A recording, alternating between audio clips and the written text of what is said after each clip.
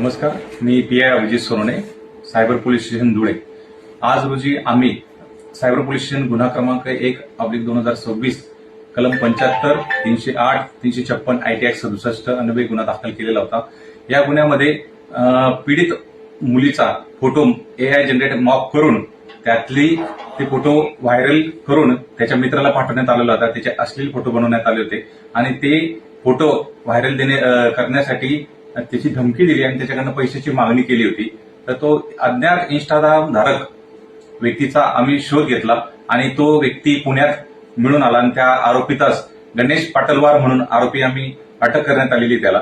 त्यात पीडित मुलगी आणि हा मुलगा कसा संपर्कात आला हे महत्वाचं आहे की आपण आपली मुलं ज्यावेळेस पुण्याला शिकायला पाठवतो किंवा बाहेरगावी शिकवायला पाठवतो तर आपल्या मुलींची पर्सनल माहिती अनोळखी व्यक्तीला देऊ नका। तो त्याचा गैरवापर करून एआय जनरेटेड फोटो बनवून त्यांना तो धमकीद्वारे पैशाची मागणी करत असतात। अशा प्रकारे आपले इंस्टाग्राम, फेसबुक जे डीपी आहेत ते लॉक करून ठेवा। अनोळखी व्यक्तींची रिक्वेस्ट ऍक्सेप्ट करू नका, जेणेप्रकारे आपल्या सोबत काहीतरी गैरकायदेशीर कृत्य होणार नाही।